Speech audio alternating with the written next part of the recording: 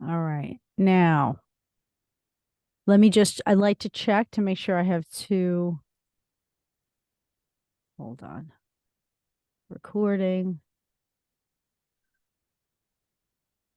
Okay. Haven't checked. No, 334 gigabytes remaining. Hold on a second. I just got to make sure feel like I've been, just give me one second. I wouldn't Yeah. want it to stop the recording because I didn't have enough room. I haven't checked the room on this disk. I just want to do this real quick.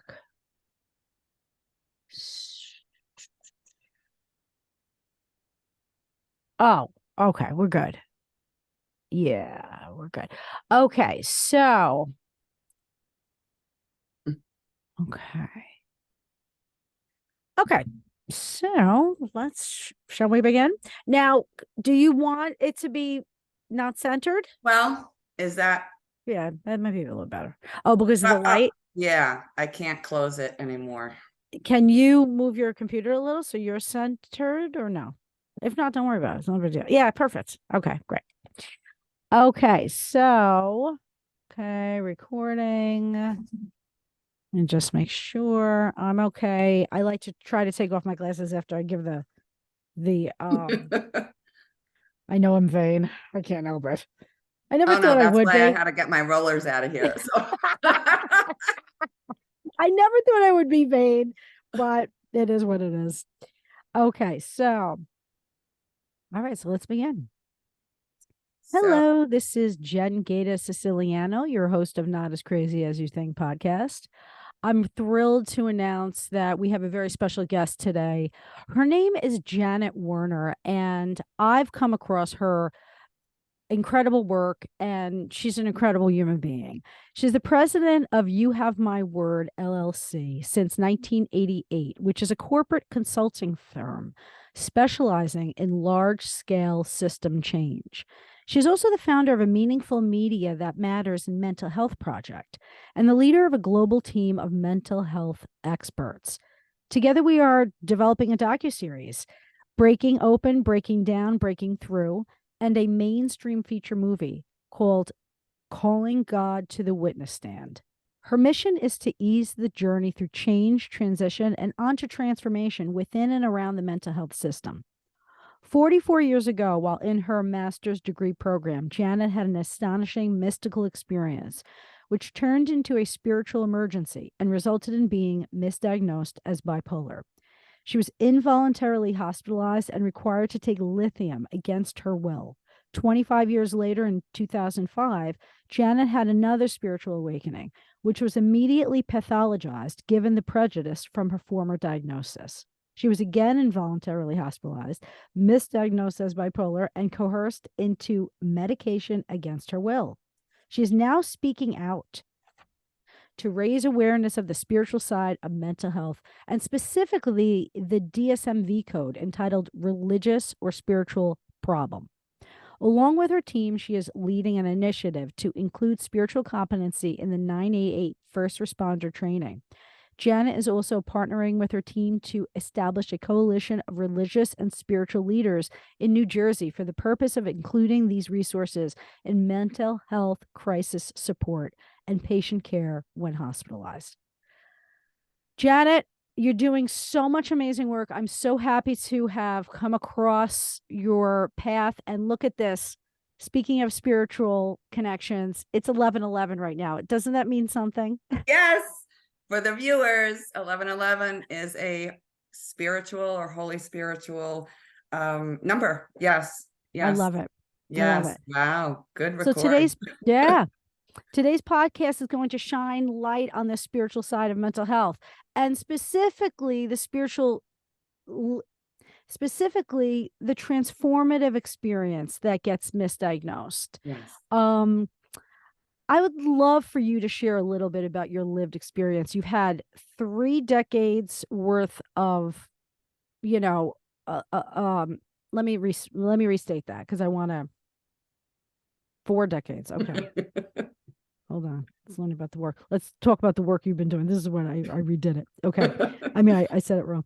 Okay, well, this will be cut.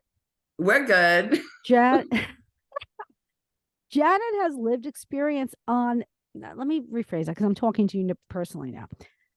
Janet, you have lived experience on this topic, but let's first talk about the work that you've done for over 3 decades. Yes. You've been an independent entrepreneur for 35 years. Can you tell us about your work and why you started your business in 1988?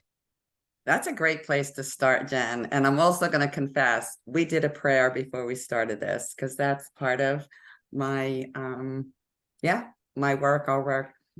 So in 1988, I was working inside a pharmaceutical firm, which is now Merck. And I just got called. I knew it. It was August 3rd, 1988. It's like time to go. I've been in corporate, a few different corporations. Before that, I was a teacher. I also worked at Rutgers, but I was definitely called into corporate. But by 1988, it just was so clear. And I was married then. And it's like, oh, I'm going to leave my safe, cushy corporate income and I'm going out on my own. But it was a known. And I had been doing some really fun, inspiring work in the corporation where it was all about leadership alignment, authenticity, bringing teams together with truth, personal growth. And it was all very much tactical to help the corporation, to help, I guess, profits and the sustainability of the corporation. And yes, it was a pharmaceutical company, but I worked with people, individual people who, it was just amazing, who wanted the personal growth. And although I didn't use the term spiritual, we did spiritual work, to whatever extent people received it that way. So I was just gifted. And I think quite a few internal or external consultants also are. I knew it was my calling to leave the corporation and then go out across the nation and work with many corporations, not be housed. I remember saying my soul cannot be housed by any company. It can't be. And time to go. And so I went out more on a calling, less on I have to have a business, more on a calling. And I was instantly in business. I quadrupled my income in 4 months of startup, which is not what people say happens in an entrepreneurial job. Done. I have evidence based on everything I'm going to say today. So, and then I just continued. Yeah. Well, you definitely have this entrepreneurial spirit that reaches a lot of people. Clearly, like the people who have worked with you and have spoken so many nice things about your consulting gifts, it's definitely something that you brought to the table in a way that seems like out of the box for corporate America, but you definitely were bringing this element that could help leaders, like, in such a larger capacity. And they probably weren't even aware of the kinds of things that you were bringing, but I'm sure it helped them on levels that are still existing today. Yes, and it was the era, 80s and 90s, where vision, strategic planning was very important. There was some content around, the individual leader being authentic, but I got to do organizational transformation and bring it all together. And we'll come back to it when we talk about my story of that. Pretty much was what I was guided when I had my first spiritual experience in 1979. So yeah, I got to exciting. live it. I got to live it, but on a very tactical, ground level way in corporate America. So now what you're doing is leading a global team in the development of a docuseries and feature movie. Let's talk about those projects a bit and what inspired you to take on this task.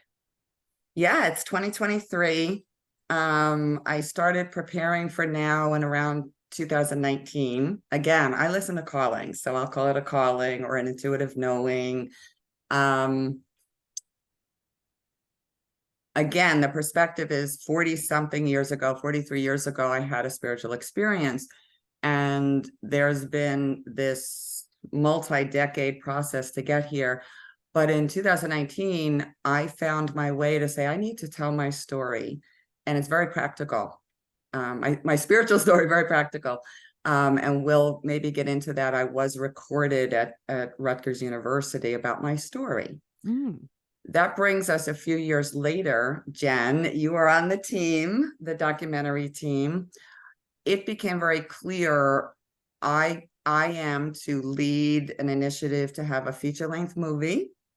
The movie is Calling God to the Witness Stand. We're going to bring spirituality and higher power of all religions out into the legal system, fictionalized. The movie's fictionalized, but all based on true stories. And then it became very clear this year that we are to do the documentary first. It just seemed more, we want more research-based. We want all the facts. Documentaries are very well received right now in the media. And true stories. Well, documentaries are true stories.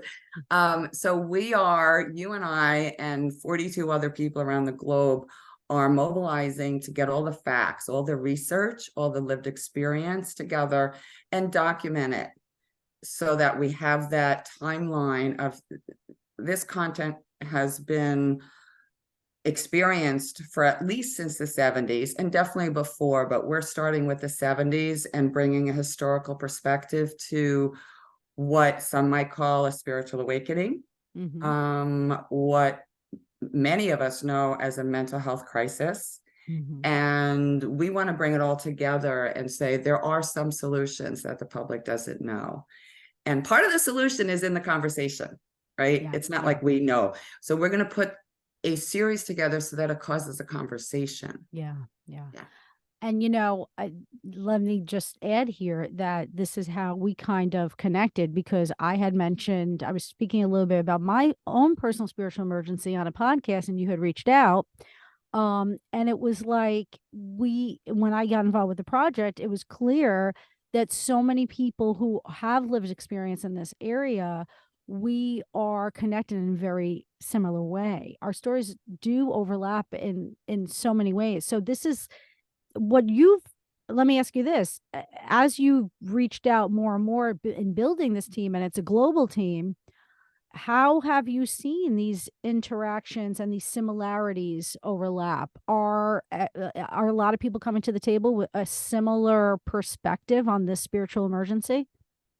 So that's a yes and no. When we delve into the research, which we probably won't on this, we can do it again.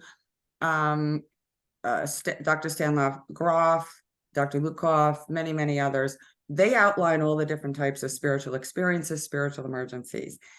And that's just like, I'm going to call the academic version. We haven't even gotten into the religious spiritual leaders version, yet. And it covers a lot of different scenarios.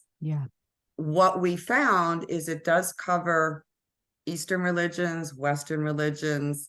Mine was a Christian religion, very clearly. So there's a lot of differences. There are some similarities where the original experience has like a sense of unity, comfort, peace, an astonishing experience with whatever people call the higher power. I call it Holy Spirit. So there is a commonality.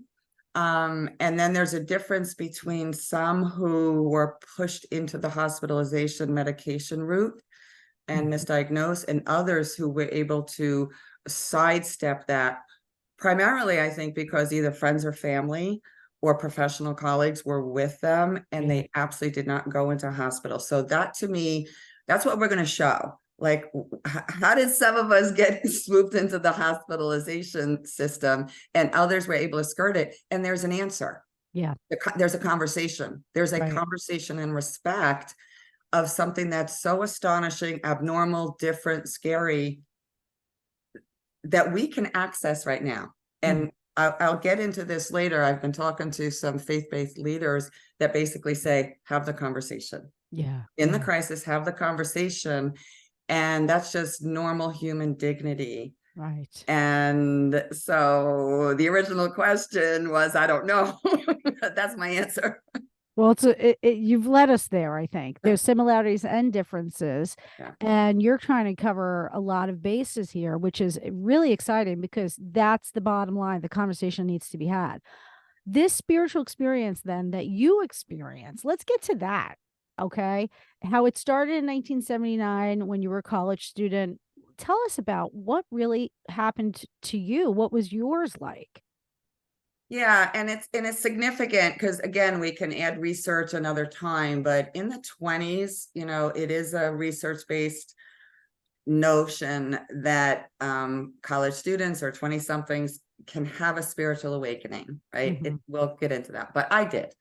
But there's this thing called, what was the precipitating factor? I was getting a divorce at a young age. Mm-hmm. And it was like against my values. Anyway, so once I decided that, and I started feeling the empowerment of the decision to get out of something dysfunctional, I started awakening, and it was lovely. Thank you, Lord. I started getting my my moxie back, and so the short version is I am at the college. I am also a student development staff member, meaning I'm in charge of students. So I would say I was watched closely, like any professional in general would. And so the spiritual experience, one, I kept quiet because I thought it was so astonishing. How could I ever explain it? Two, I believe it became too much for my psyche to handle. And I started to get imbalanced. And so I was seen. And again, the short version is I was given the chance to either go home or go into Rutgers mental health behavioral unit. And I chose to go into Rutgers behavioral healthcare unit because I believed, I guess I was called. I just felt like I would have a chance to get back to college by going into there versus going home, where I believed my parents just wouldn't have understood it. So yeah, that was the experience. And Jen, we get into it or not, I was in and out back into college, within a few weeks, finished my master's. And it was only because I knew it was a spiritual experience that I could navigate that and finish my college degree. Yeah, that's amazing because even as a young person, to have that faith in yourself and the understanding of the situation, your analysis of the situation. So many of us questioned it, because of the forced treatment, but you were able to stand on your 2 feet. Now, you were forcibly medicated. I was. And Yeah. how long did that last? Were you on it for a while? No, well, so stage 1, stage 2, stage 3. Stage 1 is when I was put in the hospital and I was required to take that little pink pill, lithium. I prayed to God instantly, please do not let this medication take away my spiritual connection with you. That was my prayer. I walked through the hospital, don't necessarily have to go through it, but I was very functional in the 2 weeks there. When I came back, they had me on so many drugs, Wellbutrin and some others, I couldn't even speak. Yeah. And again, I'll save some of the story to later, but I said, I'm back at college. You're forcing me on all these drugs. I have to at least just one, like take all this other stuff away because I can't function. Right. I was maintained on lithium, and then I chose to lower my dose, a half a pill, a quarter a pill. And I was monitored by a psychiatrist because I was required at school as a staff member. And I knew they'd catch me because they had to check my blood. And my psychiatrist said, Janet, you are well below the therapeutic dose. And I said, I know. He says, and you're doing well. I said, I know. And then he said, we'll keep you on it. So literally that was January to June. I graduated. I took myself off from literally being lower dosed and proving it in front of the psychiatrist. Right. So I was off June, July of 1980, all the way to 2005, which will come back. So I was not on medication for a good 25 years. Okay, so you got out earlier than many of us. So congrats to you. And I think that faith of yours helped you get there sooner than some of us. It took a little while for us to find that strength. Also, it depends. I mean, luckily you've had this experience where the withdrawal didn't kick in and you weren't on Didn't it that long, which is great. That's really, really fortunate. Okay, so now 1980, after the hospitalization, your career completely takes off. Do you absolutely. want to describe that a little bit? Because, how'd you wind up in corporate America from this? All right, I'm just going to tell the truth. When I had the spiritual experience in 79, I instantly recognized it in my Christian faith as the Holy Spirit, Jesus within. And I went right to the source. I said, what do you want me to do with this? And I thought, should I be a nun? Should I be a minister? Do I marry a minister? Like, okay, am I moving into the religious, in that territory? And it was a clear no. And it wasn't a voice, Jen. It was just a knowing. And I've come to know that still small voice. It literally was go out into corporate America and get as many people through the paradigm shift as possible before the year 2000. This is 1979. I'm here. I'm noticing this, knowing. And it was clear. It was not questionable. And I just walked through a job at Rutgers University. And I immediately went to Johnson & Johnson internship. And then I went through 3 corporate employments, big 8 accounting firm, small chemical firm, and then a major pharmaceutical firm. And I didn't even think anything of it. It just was just where the doors opened. And it felt like so right because I was doing what I heard as a career path. It was like a career counselor. It's like, Yeah. oh. So I totally left the college student counseling work and the teacher work and went right. I was just moved right into corporate America, doors flinging open. So when you started, though, it was like you weren't necessarily doing the high consulting that you ended up doing beyond that. Right. So how did you like climb this ladder and get so many people listening to your voice as a leader in corporate America? It seems to me like maybe as, someone who's not in corporate America as an artist, I always see it as you have to go down a certain path to climb the ladder. But you seem to circumnavigate that and create your own path. Like, how did that happen? I'm gonna give some credit to teacher education and teacher life. I became a teacher in corporate America. I did training for chemical operators.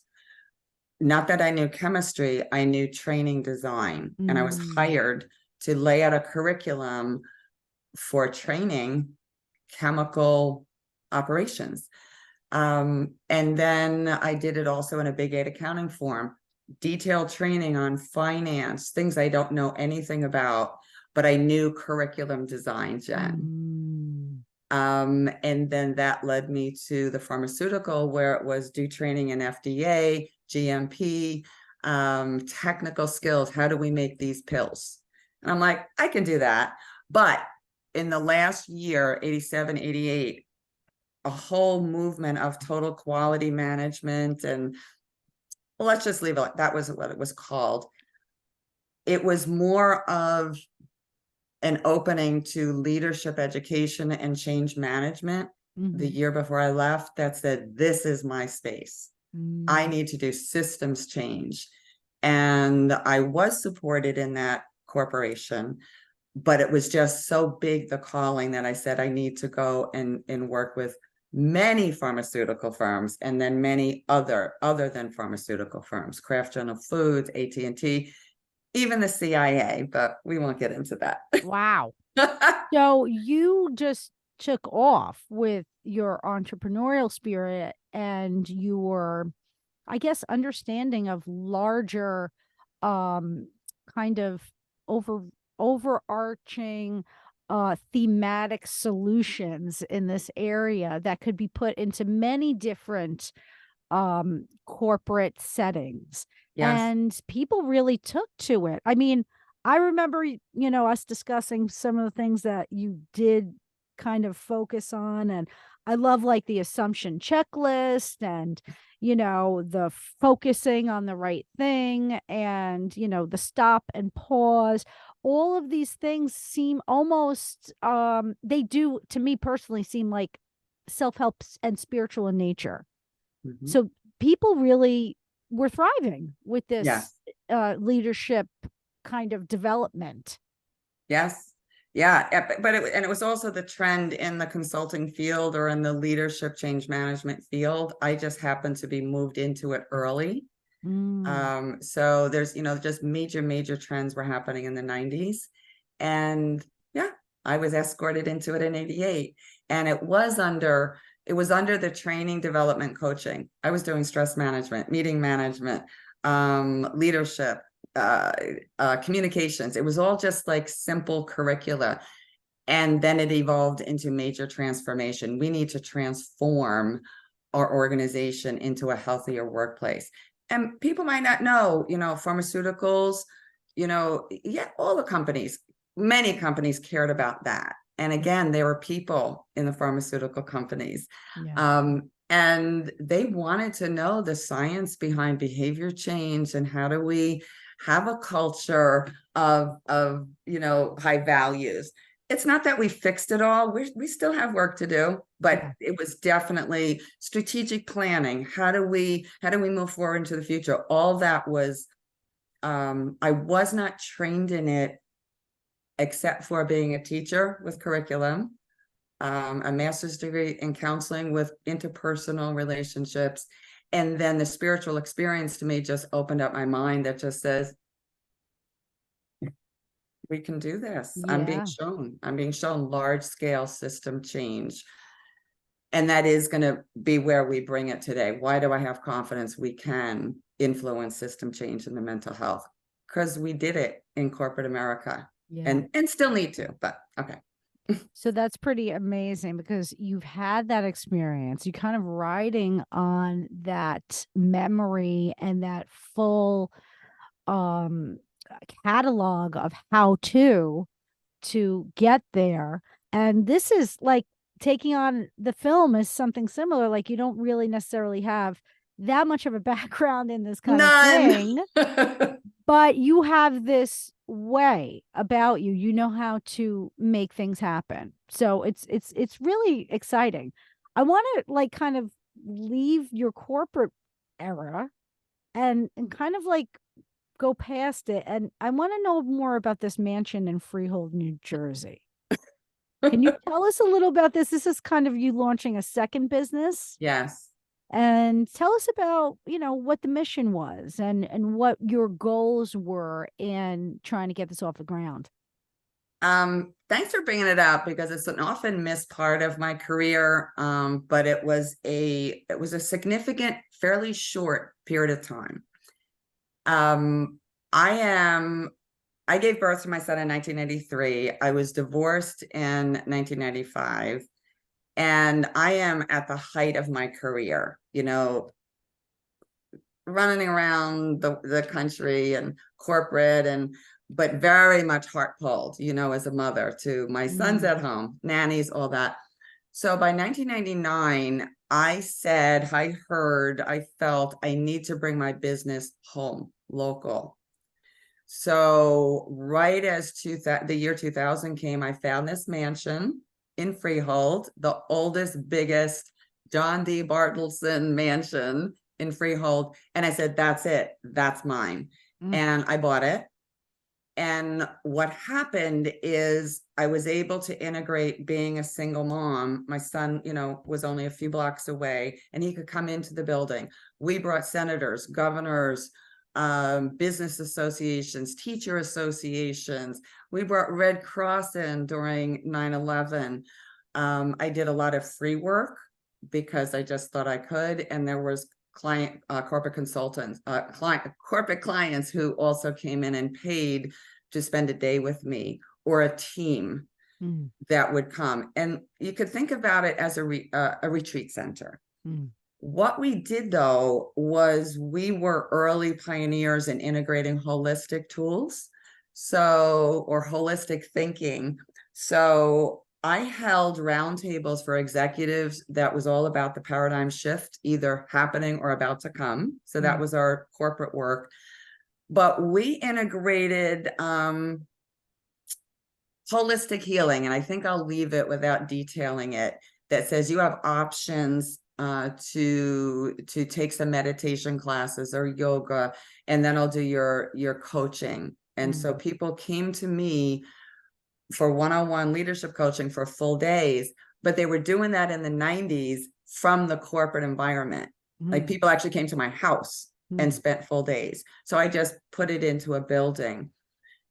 And because it's called the Leadership Alignment Spa, it was about leadership alignment. And that could be a teacher, it could be a governor, it could be an executive, but it was also, I was very called to alignment. Right. And then I'll just wrap it up because it was such a short period, but it catapulted into a whole nother scenario. I bottomed out in 2003. I didn't have the finances. I didn't have I was burning out being the sole funder and leader of this building and the business.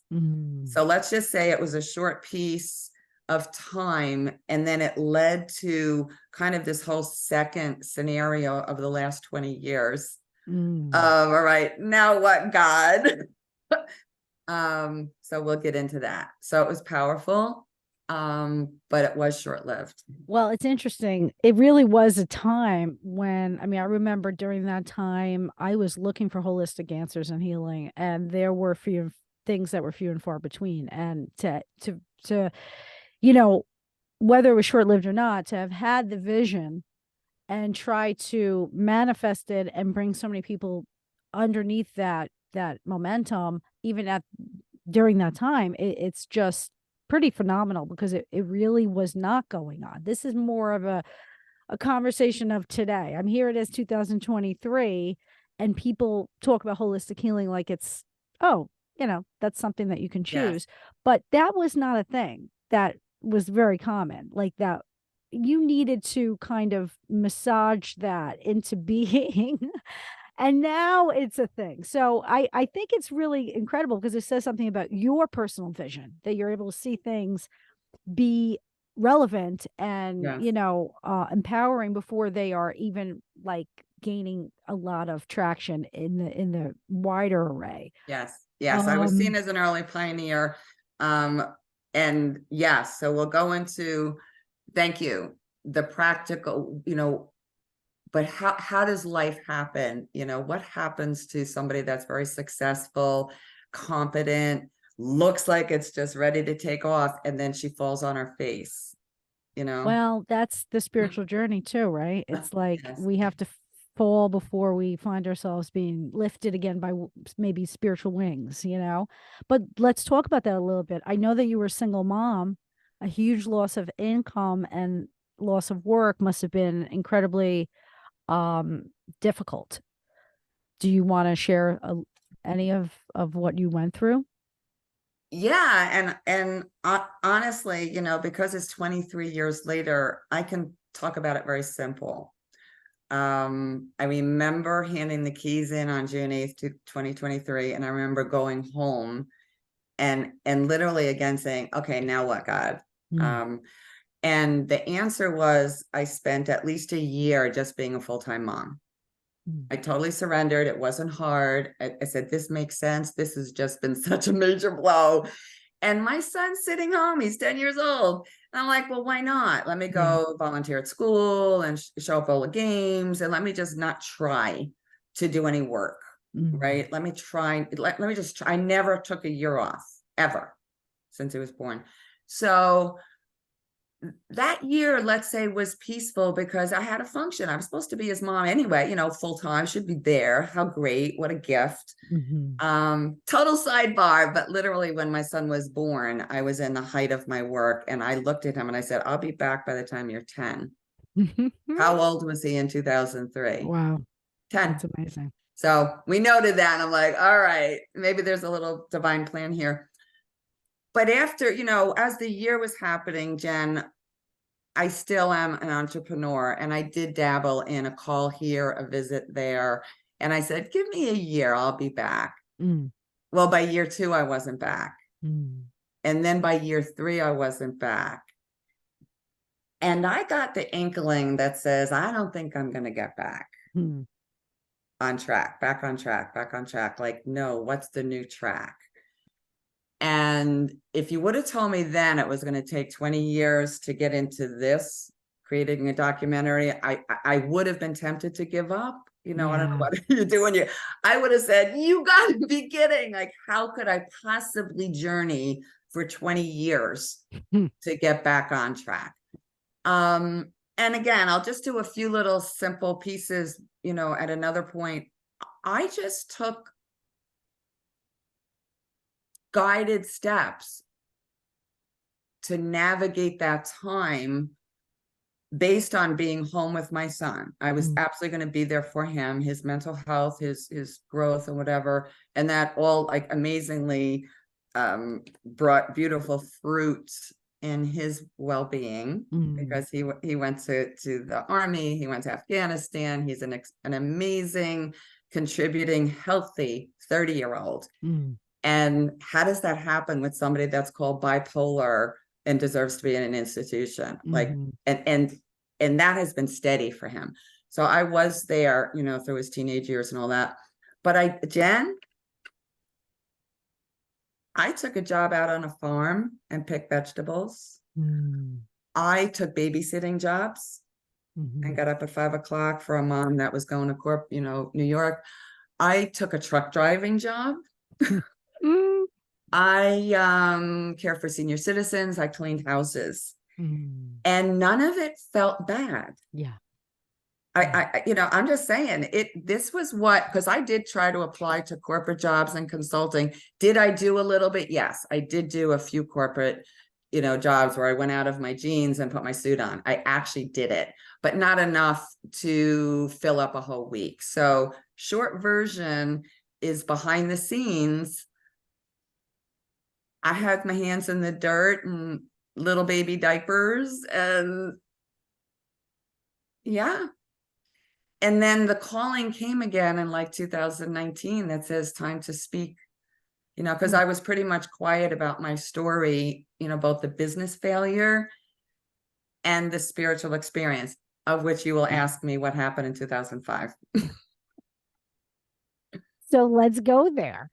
So 2005, there was a thing that occurred on Wall Street. And I'd love to hear more about that, because why were you presenting to financial investors on Wall Street, and what happened to really, it was the impetus of everything that followed thereafter. Yes. So it's kind of fun to go back, because we just said what I did for 20 years, right? But right in the middle of this, at the 2-year mark of my business failure, it's 2005. And I'm like, I'm on my way back.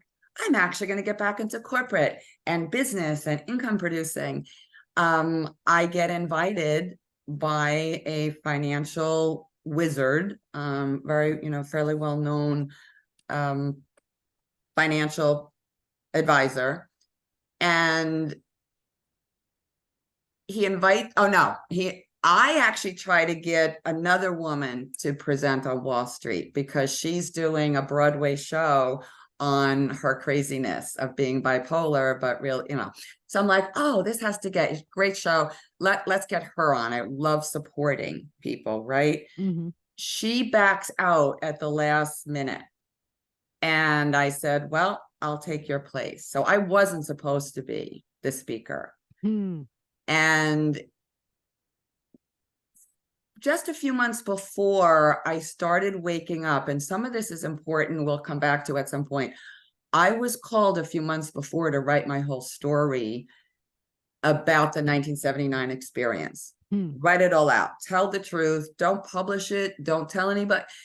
Just write it, right? I do have to say I was published in Australia in the Spiritual Emergence Network. So I was brave enough to let it go to Australia, not the United States.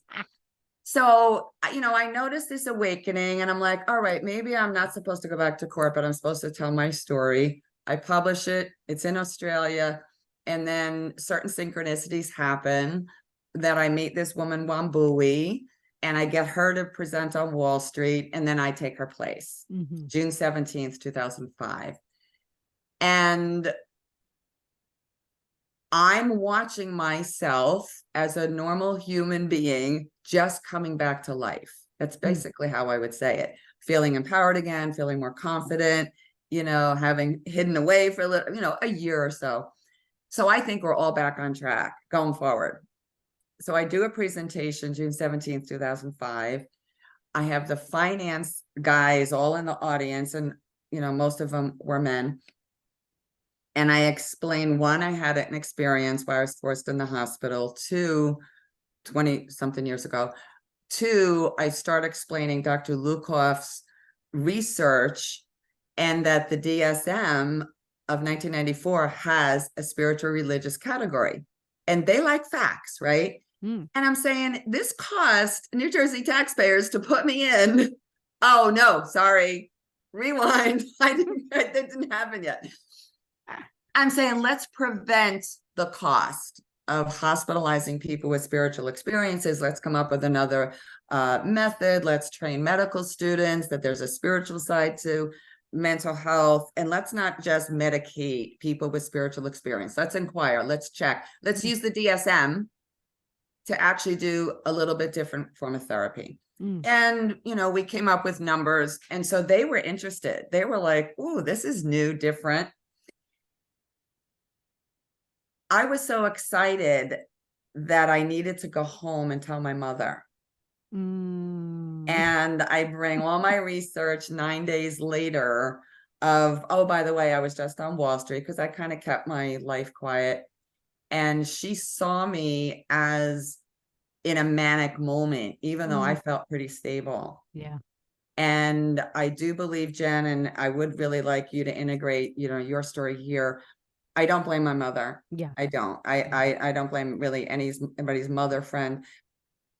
My mother bought into the chemical imbalance narrative, of which we now know is not true. And she was concerned about her little girl, who's now, 50 years old. And she says, "Oh, she's going to have that manic moment again." Yeah. Yeah. And now let me protect her. And literally, Jen, I'll just say it quickly. She called the police. Yeah. Not because I was danger to myself or others, because she was scared. Right. Mentally. And she didn't mean any harm. But it resulted in 9 days after Wall Street, I'm being escorted to a hospital against my will. I'm like, no, I have the research here. I was just presenting on Wall Street. They wrote it in my medical report. Delusions of grandeur. Think she's connected to Wall Street. Check the facts. And we'll do a few others, but I'll stop there, because I know many of our, let's say, mothers or family, they think they're doing well, but if the narrative on chemical imbalance and diagnosis is not opened up, which is why we're doing this podcast. Yeah. Right. People are going to still be assumed to be mentally ill when it's a spiritual experience. Right. So connect into yours, because I know yours was in some way similar. Yeah. And it is interesting, because it is the narrative that gets them. And the narrative is an answer. It's a solution, right? It's the solution that they offer. And it's definitely not a foolproof solution, but it's enough for families to feel a little more at ease, right? They're coming to the rescue of their children. If there's a crisis, they know how to respond. This is what the doctor told me to do. I know personally with me as well. My parents were always taken away from me, put into these rooms, and just they would have these long discussions about what this thing is, what this bipolar is, what what kinds of symptoms you have to watch for and then respond to, so that you are being a good parent, Yes. And the idea of mania is a very interesting concept, because when you describe this to me, this experience on Wall Street, I'm all like excited. You know what I mean? Excitement is okay, guys. Like, it's okay to be excited about things that are exciting, and to show that to loved ones is okay too. So when they spin everything as, oh, just be careful for anyone getting a little excited or anyone getting a little, talkative or highly expressive, this is like what they link to mania. Sometimes that can be very, very damaging because the misinterpretation of any given circumstance, which might include those kinds of expressions, can really lead a person who's already labeled. You probably would not have been labeled for that Not if it initially. didn't happen 25 Right. years ago. I just don't Right. think so. I Yeah. don't think so either. And I think that that's what they do. They look at what's on record. It could be way back, but if there's any indication anywhere of you having this diagnosis, it gets in the way because of the clinching narrative. And I really do hope that it's changing. And I had to myself had to go through many years of learning how to forgive, because my parents were actually trying to be good parents, and Yeah. it was only until recently, that my mother personally said to me, I thought I was doing the right thing, you Yeah. know and that made me realize so much, because I said, of course, like, yeah, especially if there's kids involved, right? They want to make sure that Yep. the kid is safe, and they don't really understand. But it hurts me to hear this, because I just feel that you were involved with such an exciting, like, uh, it could have been life-changing experience, but it kind of went in this other trajectory. Yep. So from that point then, like, where did it continue going after that 2005 moment? Yeah, and again, I'm just loving that. We're going to come back and go into detail on different things the viewers might want to know, but it's a great question because we've already said I went through a 20-year journey of trying to come back, right? Taking all these little jobs. I think only 2 years after my business failure from 2003 to '05, I'm on my way back. Mm, That makes sense. right. Here we go. And literally, hear it, funding for medical students on the specific spiritual part of mental health, as in the DSM. And this is where we are now, right? So now, like, precursor, hello. And I'm going to say, Jen, it was only a spiritual discipline that kept me from going crazy. Yeah, right. So I get in and out of the hospital. There's a lot of fun stories, but one is I'm in the hospital and I have friends now bringing the DSM into the hospital. And I hand it to the psychiatrist and I said, do you know about this V code? I'm saying that's going to get me out. He hands it back to me and I think he doesn't say anything. Jen McDonald, one of our absolutely fabulous colleagues, she says, there's this thing called clinical gaze. I got the clinical gaze. Like, who is this woman bringing the DSM into her psychiatric appointment on a psychiatric ward? I thought it was my ticket out. Totally ignored. So let's just say I found my way out. Action plans, compliance, there a lot of people have that story. I got out. And I do get my son back, within a few days. And now I'm home with my son again. I'm not on Wall Street. I don't have the funders. In general, why would a finance guy fund me on this great presentation when I just got swept into the hospital? Yeah. So let's just say The irony. that kind of like dropped. I wrote letters to congressmen and senators and all kinds of people, the governor, and I didn't really get much response. So I felt like an advocate. We're going to use those letters in our documentary because Right. we'll talk to some of them now, what is it, 15, 18 years later. Yeah. But the last meeting was, I asked for a meeting with the CEO of the hospital who hospitalized me. Mm-hmm. And I did get a meeting and I was in his office. So 6 months later, I'm back in a suit meeting with the CEO of the hospital who kept me against my will. I bring again the DSM V code, spiritual and religious experience. I put it in front of him. I say, is your staff trained in this V code? And it wound up, he asked me for a proposal. I put a training proposal together, and then he ignored me. Mm. Mm. And let's just say he eventually, I don't know, was replaced. And so I almost thought I almost thought we were doing it. Yeah. Yeah. January of 2006. And I had a business colleague who accompanied me. So I was making sure I have some checks and balances. I have a business colleague. We went, it's documented. But by then, Jen, I was worn out. Yes. I was like, I can't fight this. So that's where we pick up. I did 6 months of advocacy. I also did acupuncture to help heal myself from the meds and all that. Also off drugs, went instant cold turkey, no lithium. And I just did certain healing things. But one thing I did, because I said, God, what do you want me to do here? I'm home again. And literally the language, postcards from home. It came into my head, not a voice, but in postcards from home. I like, that has a nice ring to it. And it was, Jen, I swear it was a similar experience of COVID time, because I was isolated. Yeah. I'm like, I feel ostracized. I'm home.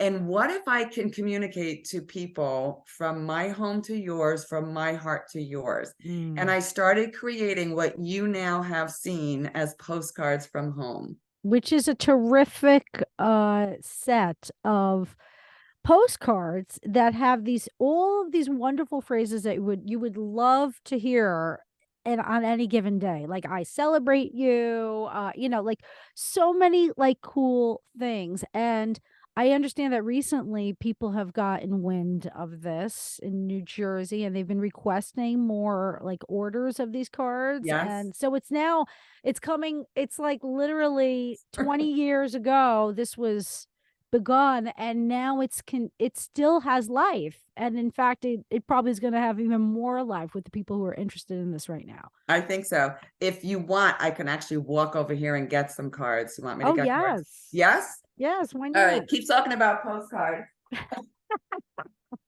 We'll make a slight pause here. So Jen, thank you for caring. Aww. I do have a lot of respect for you. Aww. And you, Jen, and all your work, you make the world a better place. Oh, I love these. I love these. And there's so many, right? How many do you have? We have about 25 different versions. That's great. We work with nonprofit organizations to get donations, then they pay to print them, and we actually wind up giving to nonprofits samples, to use, because it has it has research behind it that carrying cards can help be a part of preventing suicide in veteran populations. So we can say it can be part of mental health in all populations. Yes. So one artistic way to get my voice out right after the hospital was creating these cards. And we're using them now in the mental health system.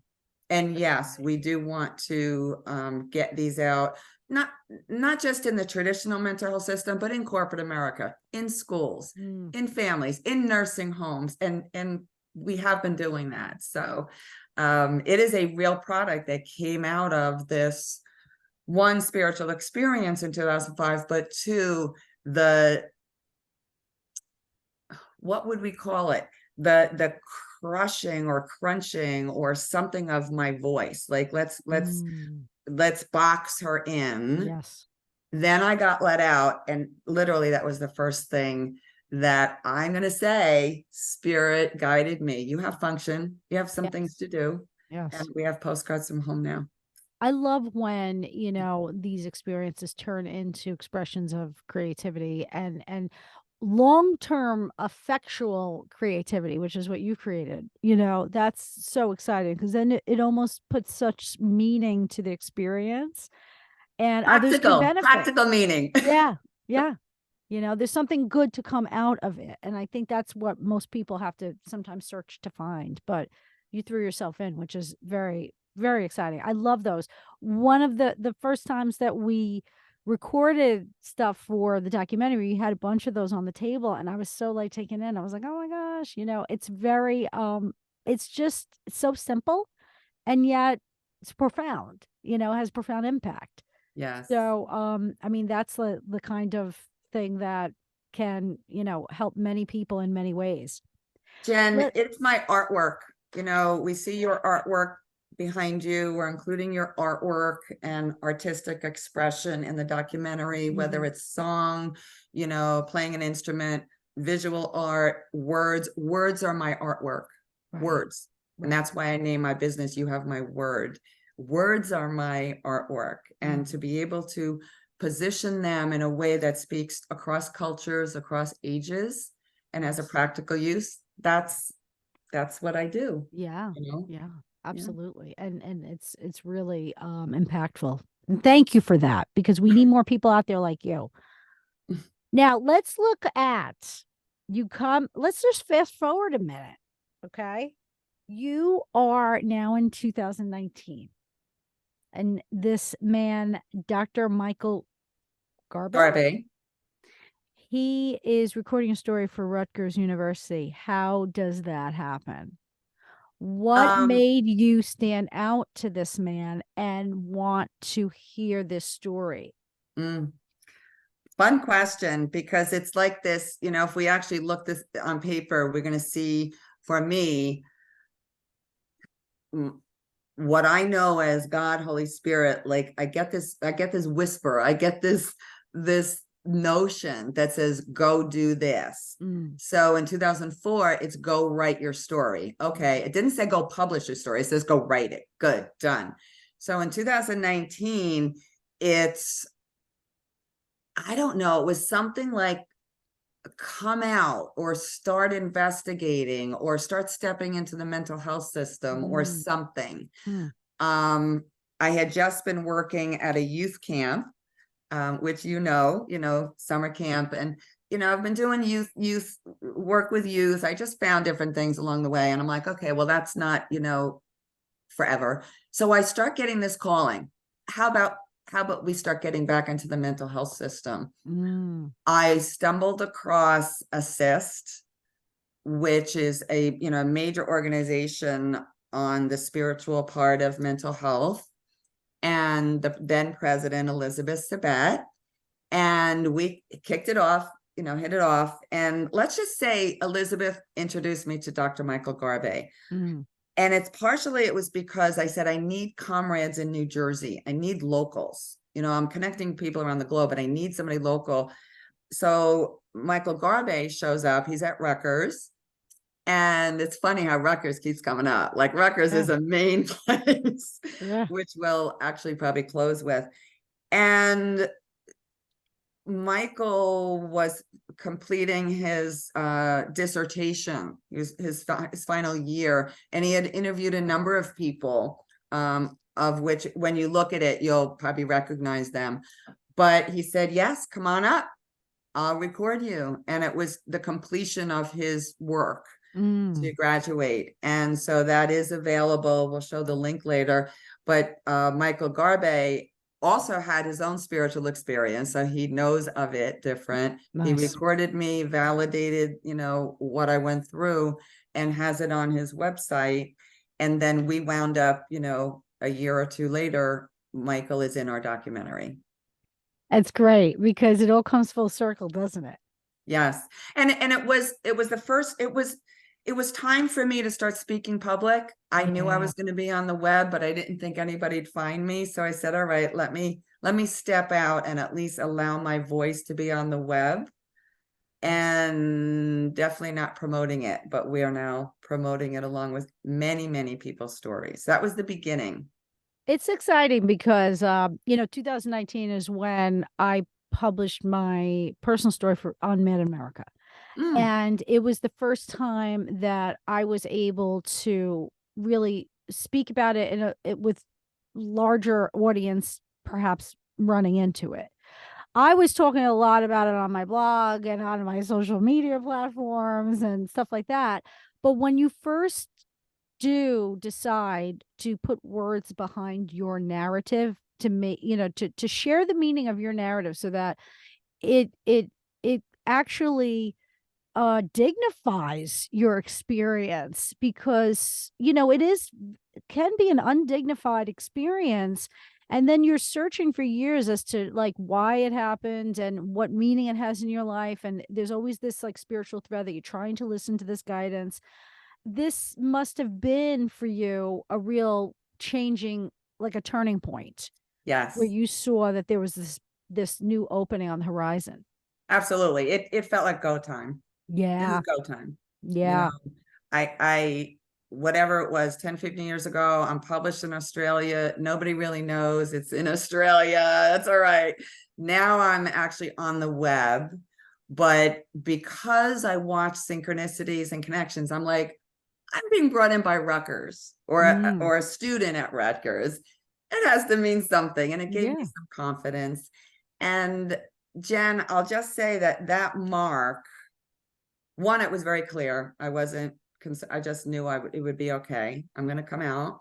And that's when I actually started pulling together the beginning documentary team. Let's make sure Mm. we write correctly. Let's make sure we start documenting the story and the research. So the decision then was to make sure we're including professionals in this. Mm. There's thousands and thousands, maybe millions, but I wanted to have professionals in this to show the credibility that people have made something of their lives, gotten PhDs, masters, launched businesses, and they were hospitalized 1, 2, 3, 4, 5, 6, some of them up to 7 times. I Mhm. was only 2. Mhm. Um, but what I like to show is there's a purpose to it. It's not like people are just Looney Tunes, Mhm. and med them and whatever. They have to be on drugs and live an unfulfilled life. That Yeah. narrative is horrible, Yeah. but we have proven it. So that gave me, especially since Dr. Michael Garbe had his own spiritual experience. So Yeah. high comfort. Yeah. And then all of a sudden I started being introduced to other PhD academics who had a spiritual experience. And now we're starting to make practical meaning out of it. Yeah. Right.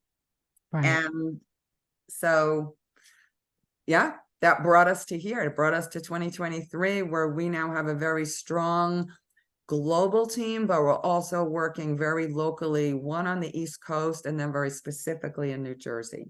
So you have this movie and the documentary going on concurrently, but it looks as though this is a movement that you are kind of having an umbrella over as you're organizing all this stuff. Yes. Yeah. And are people finding you as well? I know that you're very active in reaching out to many people on all aspects of, all these different facets of the project. But now people are finding you. Starting, and we haven't done much PR. That's about to launch in 2024. Mm-hmm.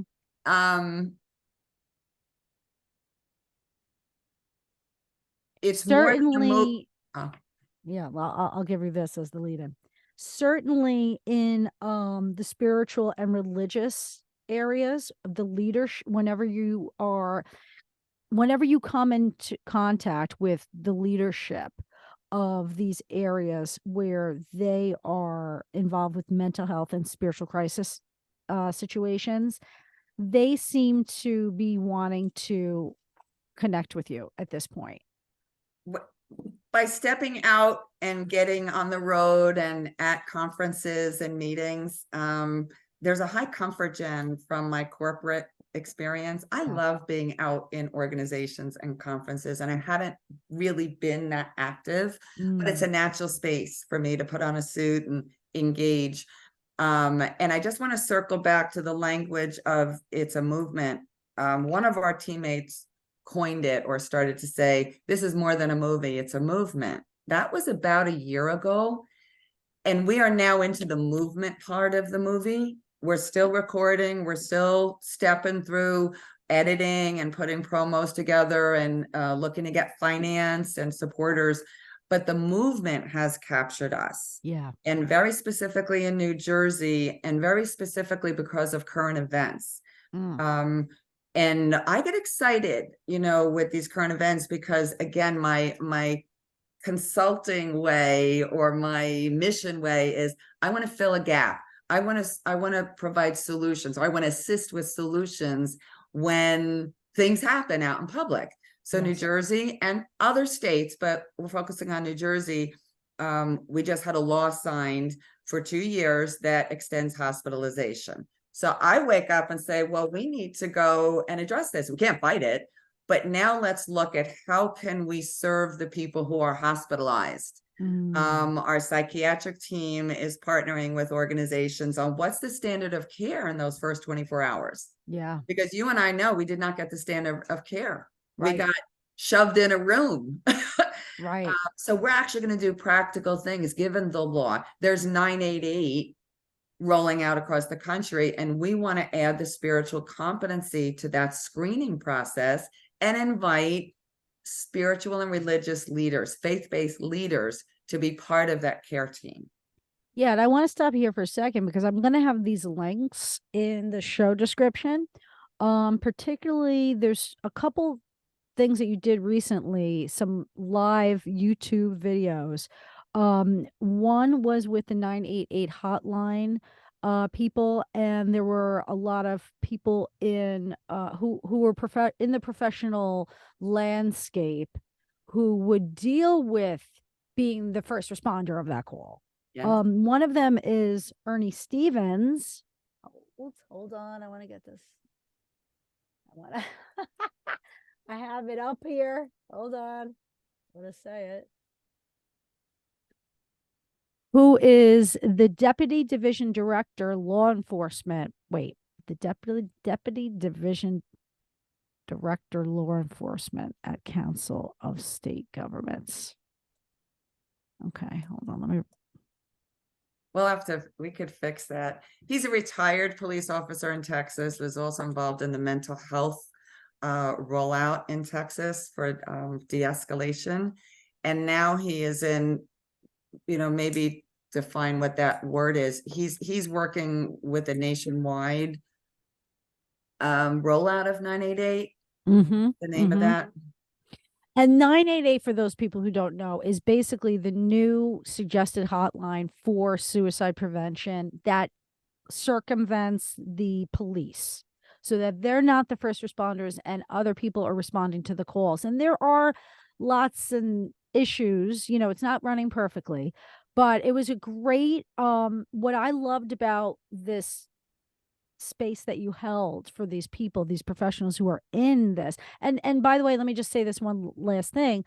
He's the main subject. Ernie Stevens is the main subject of this award-winning HBO documentary film, Ernie and Joe, Crisis Cops, which is really cool because he does have a very ready presence that it just makes you trust him, which, sometimes people, when they're worried about the cops invading their space, isn't the case.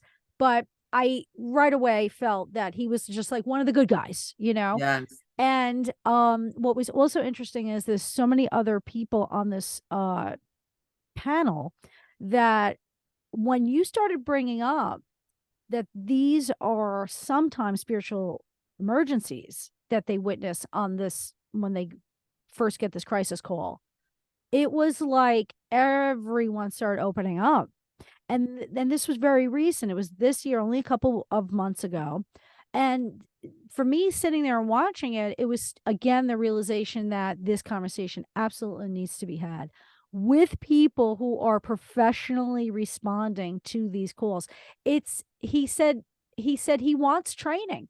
He wants training for all of the police officers who are in this often in the space, and they don't know what to do. They don't know how to respond. If they had more information about what these spiritual emergencies might look like, what language is used, what types of references they're referring to in these states, it would be a lot easier for the people making these calls or making or responding to these calls to do the right thing by the patient or future Yes. patient. Because at least if they go into the hospital, and at least they could communicate that perhaps maybe there is a spiritual emergency going on, but we can't get there unless that training is had. So I loved what you did with bringing somehow all of this out. Or everyone started joining in and saying, yes, I had something that I could relate to this, and it was great.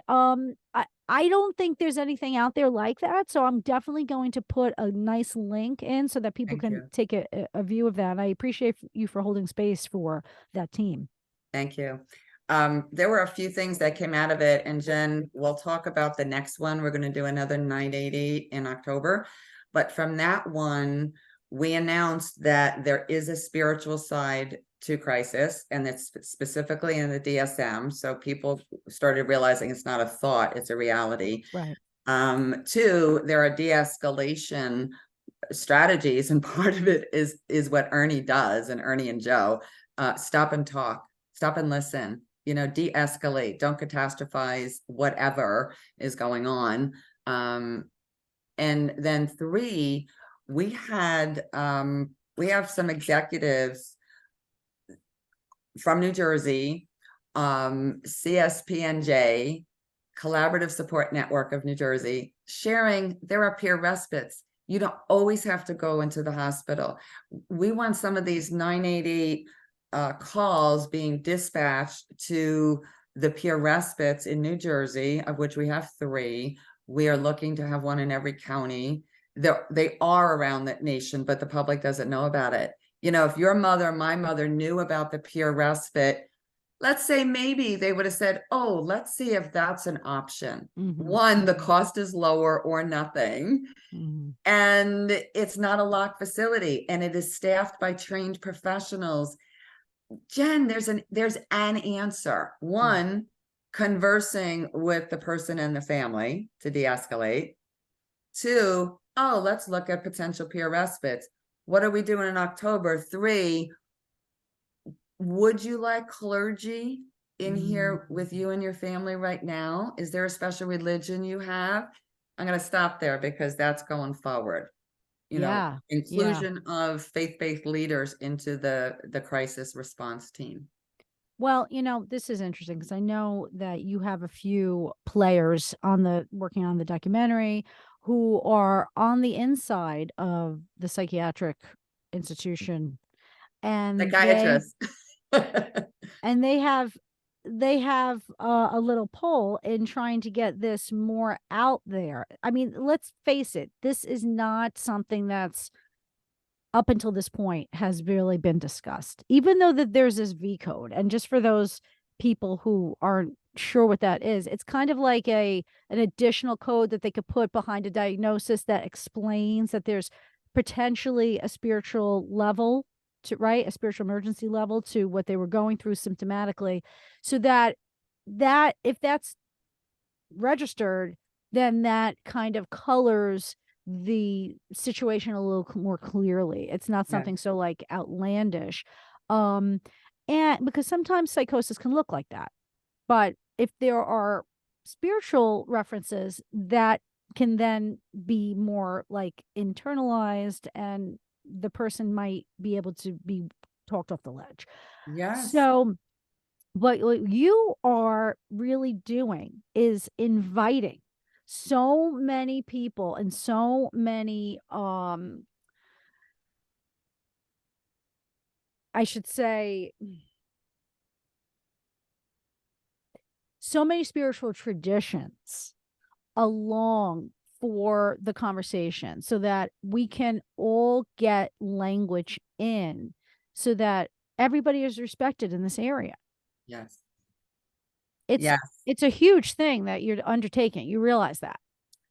I do, but this is where my spiritual journey and the healing work and all that, I feel so calm, grounded, centered, simple about this, because it just feels, again, the calling to leave corporate and do my own business. That could have been a crazy anxiety space at 88, in 1988, when I'm 33. And I'm like, I feel the same way now. I feel like I feel prepared. Mm-hmm. While I am Christian, I am comfortable to talk with rabbis. Pretty much any religious leader who has the shared values of respect, listening, caring. I'm not looking to sort religions. I'm looking to bring faith-based leaders who represent all of our community and say, what's the role you want to play in mental health? Do you experience crisis in your congregation?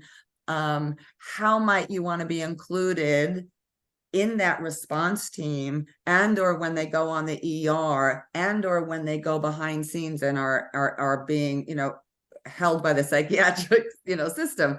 And the conversation so far, and we'll get into it, is the people we're talking to, the spiritual leaders we're talking to, religious, they want to. They want to know what their resources are. They want to know how they can play a part. How can they be a calming influence? How can they walk with the person next to the psychiatrist they want to be next to, if that's the route that has to happen? So we want to bring that together. And at some point, we'll get into November 2nd of what's happening at Rutgers University. All right. So let's talk about what's going on with all these things. Let me just make a comment about what you just said. I think it's so wonderful because, I always felt when I had these spiritual emergencies that I knew when the doors were closing in on me and I was entering the hospital again and again, there was no option. There was nothing offered like that. There was no spiritual leader at my side. And I would have loved to have had that option because it would have just de-escalated so many things. And also they have the language that a person needs when they're in that state. When you were talking about clinical language, it's not spiritually based. I mean, it's highly pathology charged. So it's not something that most people are taking on, and in a heat and it's not used in any kind of de-escalating or empowering way for the patient. It's more for the clinical or the clinician to kind of just check all the boxes and figure out the symptoms. Yeah. So, but what's really needed is the human aspect, Yes. what connects us to our souls. And that's what a lot of these things are. They're deep soul issues. So I'm thrilled that you are taking this on. I'm a huge fan. And I'm committed to you taking this on and continuing down this path. It seems as though this original experience back in 79 is truly like everything that you went through and any kind of guidance that you had once had. It looks as though it's manifesting now Full in circle. this coming full circle. Yeah, full circle to literally, because I remember in 79, like, do you want me to be a nun? I wasn't Catholic, but whatever. Do I need to be near that religious, institution? And as we said, no, but right now, to have open arms when I'm calling certain religious leaders, pastors, ministers, rabbis, and I'm getting a yes, let's talk. Yes, I want to show up at some of these meetings. Yes, I want to be involved. Because Jen, there's nuances we don't even know about chaplains. There are chaplains in the hospital, but did you and I see a chaplain on the psych ward? No. Right. And I found out because they're not trained to be there. But how wonderful to be able to be visited. If we were in that lock ward, to be visited by a chaplain. I know. My mother, when she was in the hospital for COVID, she got visited by a chaplain. I thank the chaplain. We don't get that. It's like Right. and so there's training that Yes. we want to propose for chaplains because they don't get that. And we do. And so it's not that hard. Like, they actually exist in the hospital outside those locked doors. Let them into the psych ward, train them, and it will bring great comfort. I bet people will get out faster. And we'll save the taxpayers some money. Yeah. Give some comfort. Anyway, we can get into what goes on in the hospital at another one, but what a simple answer. Yeah, it's a great restructuring, of resources properly so Yeah, that, it yeah, can be better utilized for the patient. yes. So, our various religious leaders, and I'm going to stay right now in New Jersey, but we can definitely expand this. We're going to keep talking one-on-one and find out what are the needs and how can we mobilize to positively impact patient outcomes, prevention of hospitalization, shortening of it, and also the walk after, right? You and I get let out, who's walking with us? Well, these faith-based leaders, want to help them reintegrate. And so this all got stimulated by Rutgers University Medical School in Newark is hosting an annual conference, and it's called Urban Mental Health, but it's all about spirituality. Right. It's about, we have medical people, we have academicians presenting a full curriculum, a full day on various spiritual topics. This is the one on November 2nd? Yes. Okay, great. Yes. Great. And what I noticed is the audience listed, as most conferences do, it's medical students and healthcare professionals. It doesn't say religious leaders. We're bringing religious leaders as paid registrants, and we're going to host a roundtable at the end of the conference to have the religious leader perspective of what just happened here, where medicine is trying to get a handle on the spiritual part. Jen, that's our dream. Your experience was the 90s, mine was 70s. Like, did we ever dream this could happen? The medical school is sponsoring a conference around the spiritual side, and it might be research-based. I don't, of course it's going to be research-based, but we're going to host a roundtable to talk about it and then to continue talking about it after the conference. It is a little shocking because it almost feels, but see, okay, so let me just say this. This is where, the personhood of Janet comes into play, because you have the vision, you're holding that structure. It's not going to happen on its own, and it didn't happen on its own. You are definitely leading the way, and and that's why I thank you for it, because it sounds so simple, and you think of it as being so simple because it's part of what makes you up, and how you can filter your experience and everything that to be true. But we're working against a framework that's frankly not, it doesn't allow for that conversation. So for you to introduce it on this level, I don't know if everybody understands how profoundly new that is. So this is why this documentary is going to rock. Oh, the documentary, right. It's more than a movement, it's a movie. That's right. Yeah, because there's other things like this. The movie aspect is interesting too, because we're going to really highlight the main character around your life, and we're really going to see a lot of what you've gone through. And I think bringing it to life in that way is going to be remarkable, because you can take some liberties with it as well, because it's fiction based. Well, I shouldn't say it's real, it's reality based, but there's fictional things that might occur. Yes, we'll get the language, and are you going to put the links? The movie, feature-length mainstream movie, is called Calling God to the Witness Stand, right? So that's what we call the movie. And that is based in a courtroom, a court case, and the court case is fictionalized, in my case. Right. My character is played by an actress. We don't know who yet, but her name is Anna Biltmore. So it's not Janet Ware, it's Anna Biltmore. She's a character. And it is based on true life story. And we have a court case that happens 2 years after I was hospitalized, forced. I'm like, no, I decided to take this to court. I didn't, but we do in the movie. So we want to bring all the psych rights legalese out about what could happen in a court of law, what laws were really on the books. What was there any precedent about the V code from 1994? Especially, there's so much. So we want to bring all legal information out. Interesting is we have team members who are in litigation. Yeah.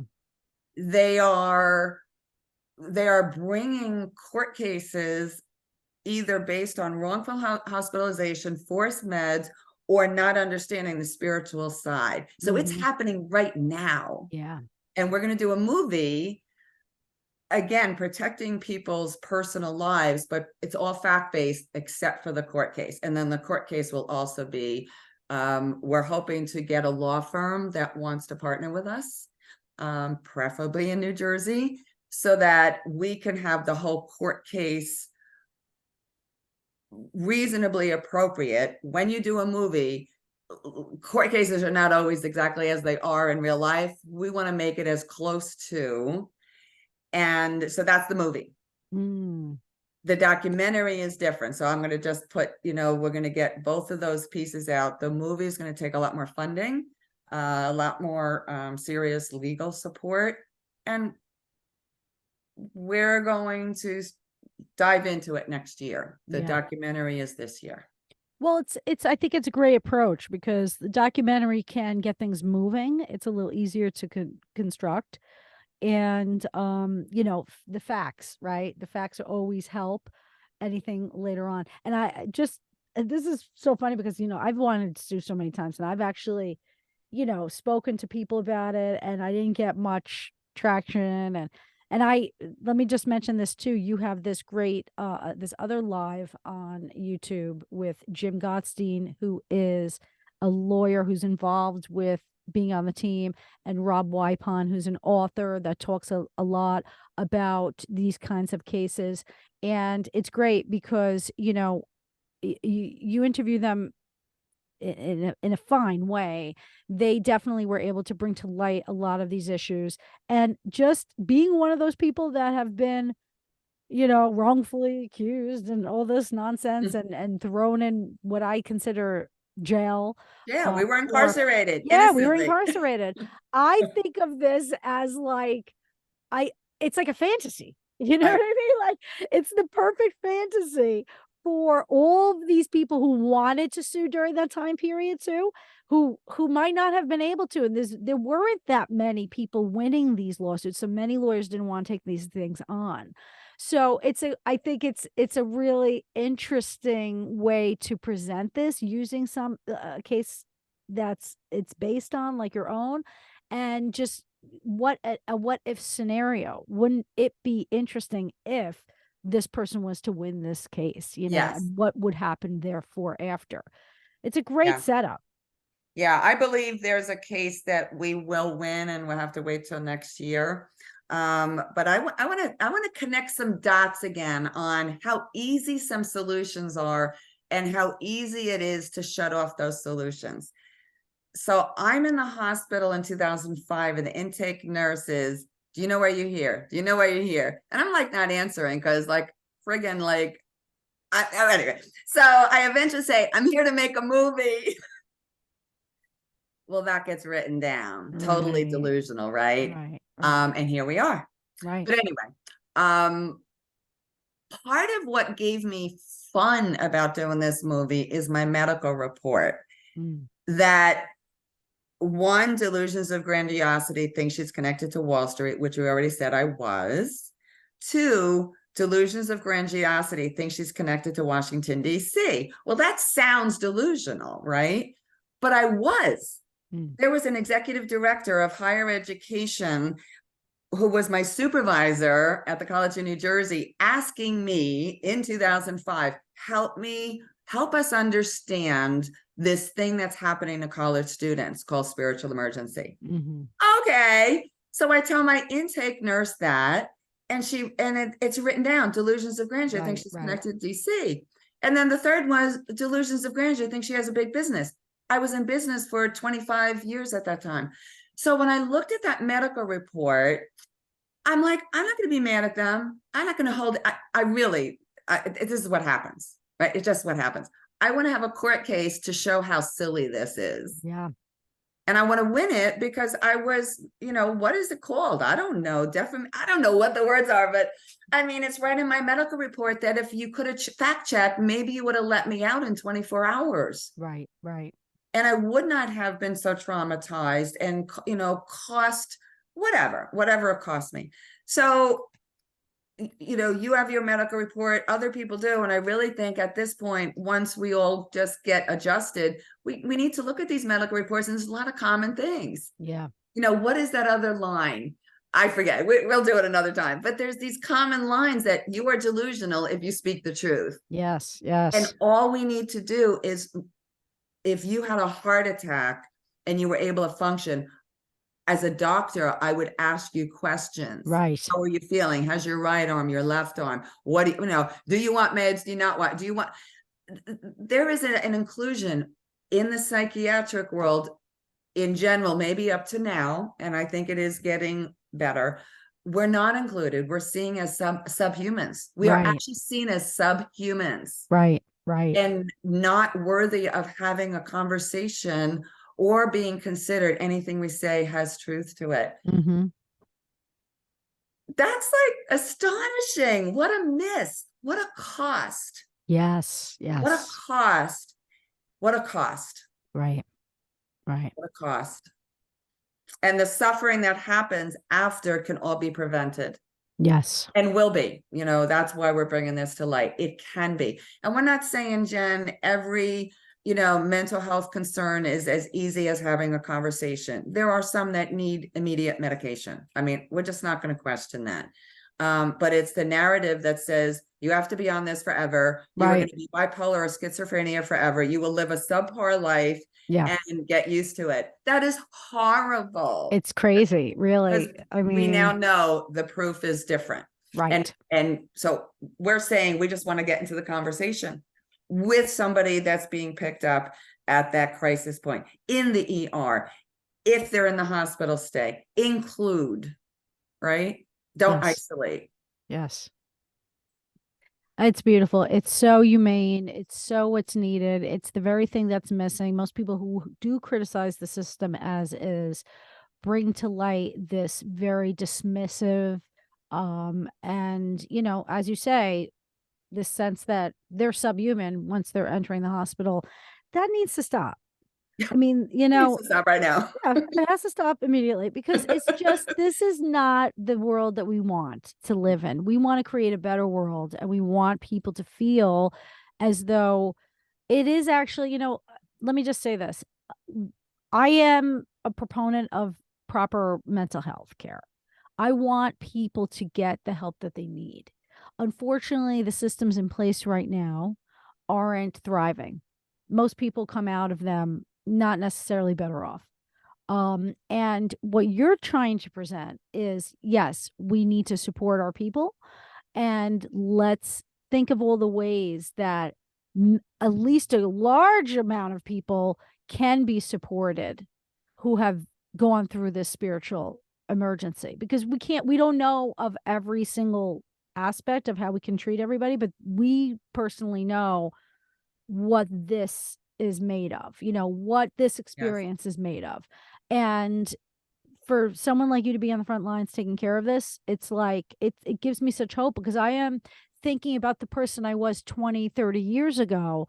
And, if you had told me then, well, you have to kind of wait 30 years for this girl, Janet, to be on the scene and taking care of the, whatever. But I don't think I would have been very excited about managing the 30 years. But now that you come on board, I have hope for all those young gens out there who are about to have their spiritual awakening at 22. And there might be something in place. Yeah, we have a new team member who's 25, and her experience was 2 years ago. We'll see her. I want to use some language here, because we do use spiritual emergency, spiritual crisis, all that. I want to even simplify it, that the amount of stories I've read, hundreds, and spoke with, let's say it never even mentions spiritual crisis. It's just a mental health crisis, right? So many speak of God or a higher power, help them walk through. Right. And I remember I did speak that fact on Wall Street in 2005. I said, I didn't make this up. Just look. I look at these stories. Here's an answer. Here's a piece. People are reaching to their higher power from whatever religious background they have.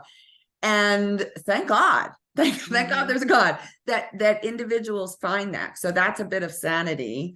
I'm going to get some research from Dr. Lukoff that actually can give us some facts on the resource of a higher power in mental health recovery. So now that's for any mental health scenario, right? And so what great news that we are having voice, one, at a medical school, Rutgers, where the spiritual side can start to be spoken of. And two, we're going to have faith-based leaders showing up at that conference, learning what the medical system is doing. But I'm going to say we're going to be in the same room together talking about how can we work together? How can we work together? How can you include me so that our patients, our people, our citizens have that balance?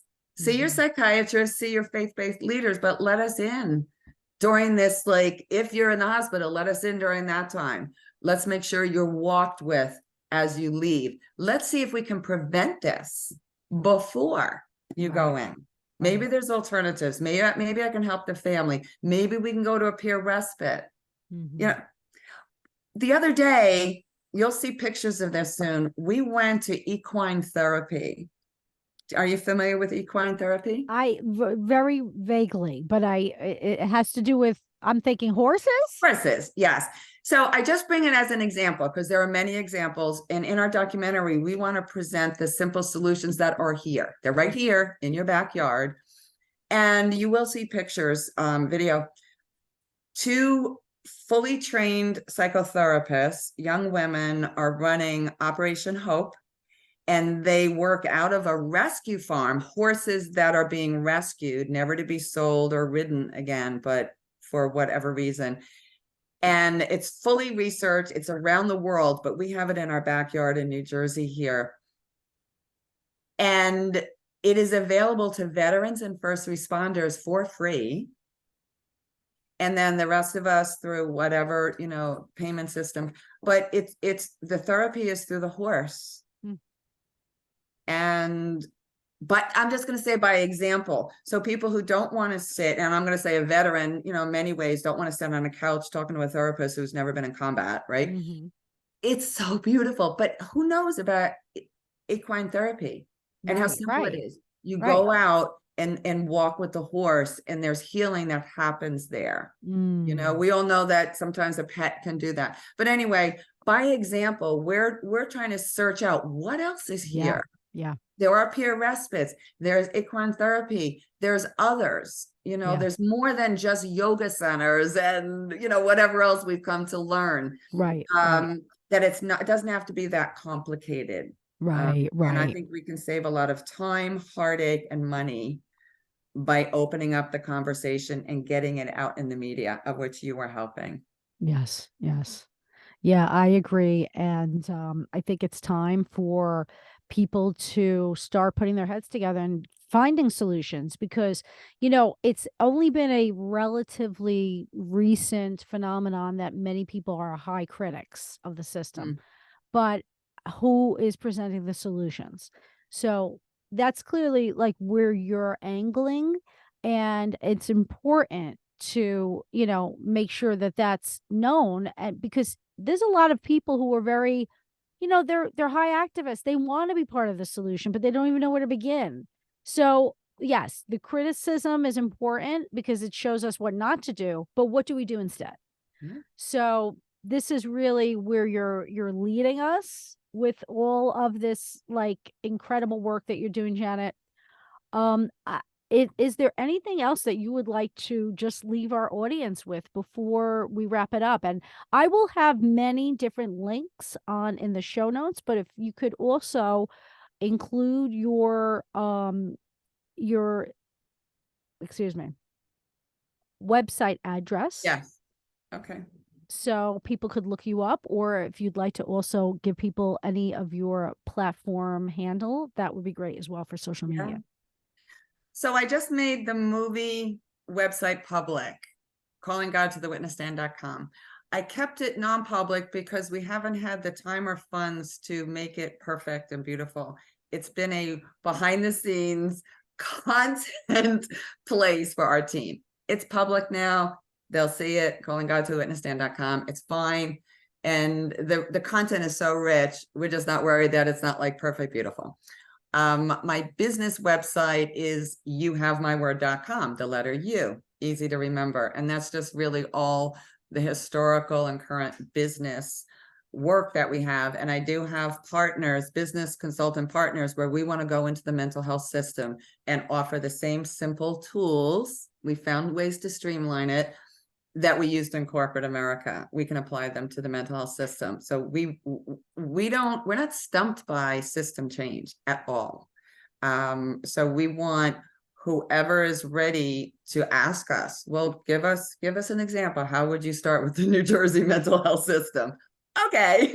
I would actually imagine bringing in not just all the mental health agencies and government, but pharmaceutical firms, and the psych and the medical schools and insurance companies. And let's just get in a room and given the consulting expertise that we have, we facilitate conversation and ideas come up. And anyway, there's a method of system transformation that we get everybody in the room. We will figure out answers. Keep all these people outside of the room and stay in your own corner. We're going to feel like it's a fight or it's a problem. It's an opportunity, and time is now.